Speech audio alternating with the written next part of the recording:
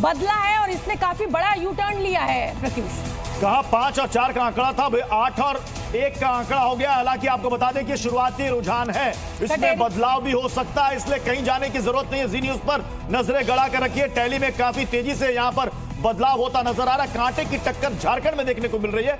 25 और 20 45 सीटों के रुझान 81 में से इस वक्त सामने आ चुके हैं। लेकिन सबसे बड़ी बढ़त यहां पर महाराष्ट्र में महायुति ने बढ़ा रखी है 106 सीटों के साथ। अरे लीजिए, एकनाथ शिंदे और उद्धव ठाकरे जो है वो बिल्कुल कांटे की टक्कर, बिल्कुल बराबरी पर आ गए। एकनाथ शिंदे की पार्टी जो है वो 28 चल रही है और देखिए यूपी में 7 सीटों पर बीजेपी आगे चल रही है। लेकिन यहाँ पर शरद पवार और अजीत पवार में तो अंतर बहुत ज्यादा हो गया है। लेकिन एकनाथ शिंदे और उद्धव ठाकरे के बीच बिल्कुल कांटे की टक्कर। करल सीट पर रुझानों में बड़ा उलटफेर हुआ है। करल सीट पर समाजवादी पार्टी के उम्मीदवार तेज प्रताप यादव जो कि आगे चल रहे थे वो पिछड़ गए। बड़ा फेरबदल, बड़ा उलटफेर करहल सीट पर, जिसे कहा जाता है कि ये परंपरागत सीट है। यहां पर शुरुआती रुझानों में अब पिछड़ते हुए नजर आ रहे हैं तेज प्रताप। बिल्कुल, और 28 सीटों के साथ देखिए मेरी नजर तो जो है वो उद्धव ठाकरे और एकनाथ शिंदे पर बनी हुई है। और वो इसलिए बनी हुई है क्योंकि बहुत ही विचित्र तरीके की कैनवेसिंग जो है चुनाव प्रचार दोनों दलों के द्वारा किया गया।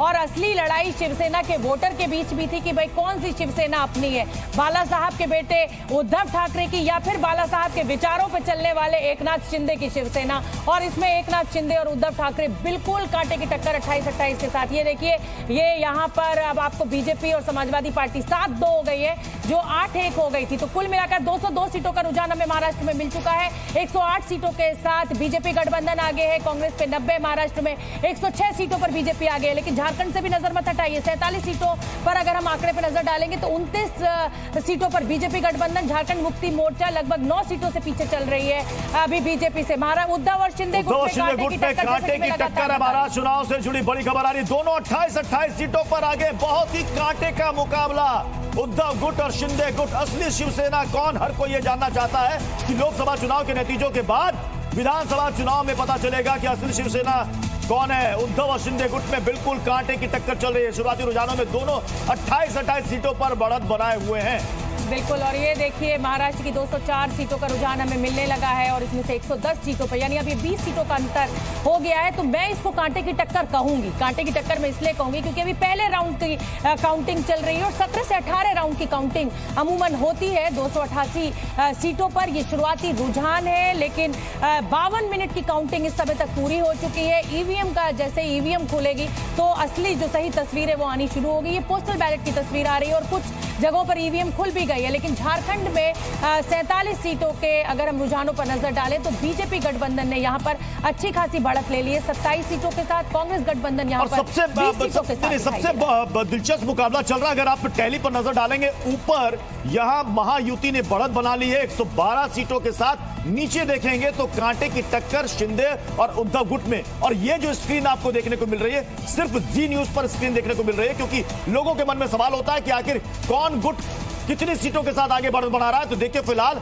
इस वक्त शिवसेना के दोनों गुटों में शिंदे गुट, उद्धव गुट 28-28 सीटों के साथ कांटे का मुकाबला। चाचा भतीजे की लड़ाई मत भूलिए, यहाँ पर चाचा जो है वो तो भाई बहुत बड़ी बढ़त लिए हुए हैं 22 सीटों के साथ। अजीत पवार ने कितनी भी शरद पवार की 80% एनसीपी को तोड़ दिया हो, लेकिन चाचा में अभी भी दम है। चाचा ने ये कह दिया है कि मैं चुनाव नहीं लड़ूंगा, मैं राजनीतिक अब किसी को पद नहीं लेना चाहता। लेकिन टक्कर देख सके आप अंदाजा लगा सकते हैं कि दमखम जो है वो शरद पवार की जो चाणक्य नीति है वो अभी भी जीतती हुई नजर आ रही है। यहाँ पर एकनाथ शिंदे जो है उद्धव ठाकरे से टक्कर में सिर्फ 1 सीट से बढ़त लिए हुए हैं। ये देखिए, एकनाथ शिंदे और देवेंद्र फडणवीस इस समय के मुख्यमंत्री और उप मुख्यमंत्री, अब ये रहेंगे या नहीं रहेंगे नतीजों के बाद, ये तो एक बड़ा सवाल है। यहाँ पर आप देख सकते हैं उद्धव ठाकरे जो है वो पीले रंग के कुर्ते में दिखाई दे रहे हैं। और ये निर्दलीय इसलिए अहम हो जाते हैं क्योंकि कहा जा रहा था कि महाराष्ट्र के चुनाव नतीजों के बाद ये निर्दलीय जो है ये किंग मेकर की भूमिका में आएंगे। लेकिन निर्दलीय मुझे यहाँ पर ऐसा कोई चमत्कार करते हुए दिखाई नहीं दे रहे हैं। सिर्फ 4 सीटों पर यहाँ पर निर्दलीय बढ़त बनाए हुए हैं। हाँ, उत्तर प्रदेश में जरूर आंकड़ा बदला है, 702 के साथ बीजेपी गठबंधन आगे है। जल्दी से झारखंड पर भी नजर डाल लेते हैं। झारखंड में 47 सीटों के रुझान आपके सामने है। 27 सीटों पर यहाँ पर बीजेपी प्लस यहाँ पर आगे चल रही है। 20 सीटों पर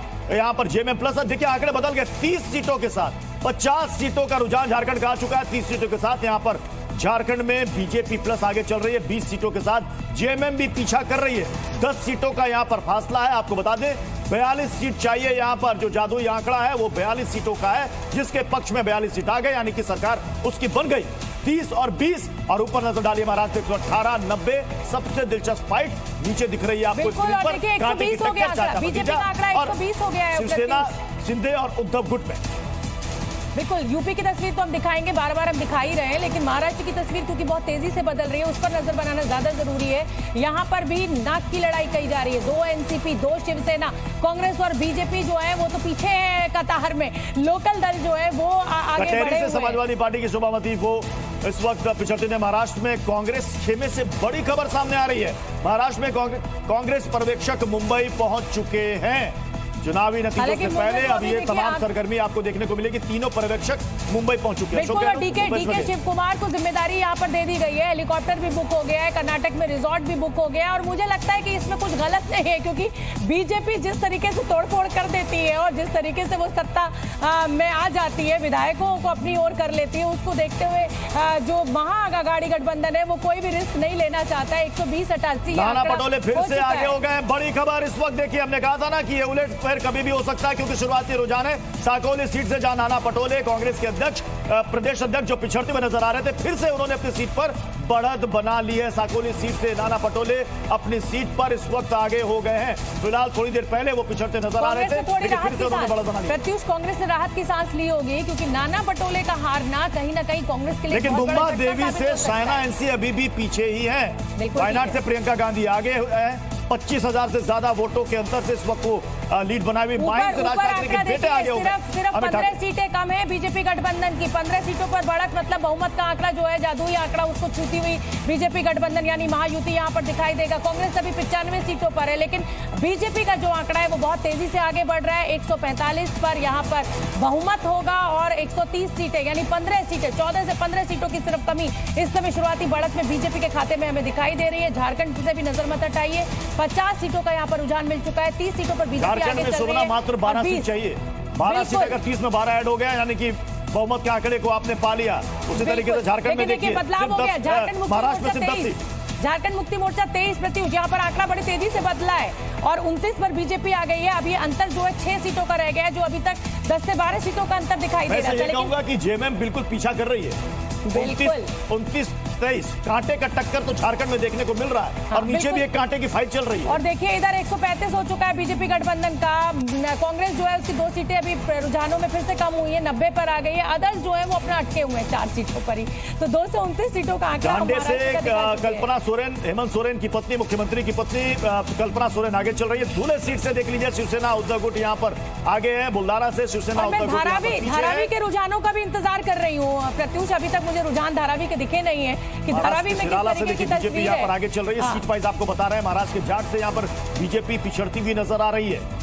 ये वो सीटें हैं जहां पर बीजेपी पिछड़ रही है महाराष्ट्र के सिराला से, लेकिन बीजेपी आगे। बिल्कुल ठीक है। और मैं बता दूं सायना एनसी जो है वो मुंबा देवी से पीछे चल रही है। नाना पटोले आगे हुए, फिर पीछे हुए, फिर आगे चल रहे हैं। कालवा से एनसीपी पीछे चल रही है। देवेंद्र फडणवीस जो है वो नागपुर दक्षिण पश्चिम से आगे चल रहे हैं। कल्पना सोरेन जो हेमंत सोरेन की पत्नी है गांडे से, वो आगे चल रही है। कालवा, मुमरा कालवा की जो तस्वीर हमें दिखाई दे रही है, एनसीपी यहाँ से पीछे चल रही है। एनसीपी अजीत के नजीब मुल्ला यहाँ से पीछे चल रहे हैं। 145 लीजिए, बहुमत का आंकड़ा बीजेपी गठबंधन ने छू लिया है। इस समय का बड़ी खबर हम आपको बताते हैं, शुरुआती रुझानों में बीजेपी गठबंधन ने बहुमत के आंकड़े को छू लिया है। 229 सीटों का रुझान जो हमें मिल रहा है, उसमें बीजेपी गठबंधन यानी महायुति जो है वो 145 के साथ जादुई आंकड़े को फिलहाल शुरुआत में छूती हुई दिखाई दे रही है। प्रत्युष जी हाँ, इस वक्त स्क्रीन पर आप देखिए, बड़ी खबर यही है कि शुरुआती रुझान में बीजेपी को महाराष्ट्र में बहुमत मिलता हुआ दिख रहा है। शुरुआती रुझान में आपको बार बार बता दें, नतीजे नहीं है, रुझान है, ये बदल भी सकते हैं। ढोल बजने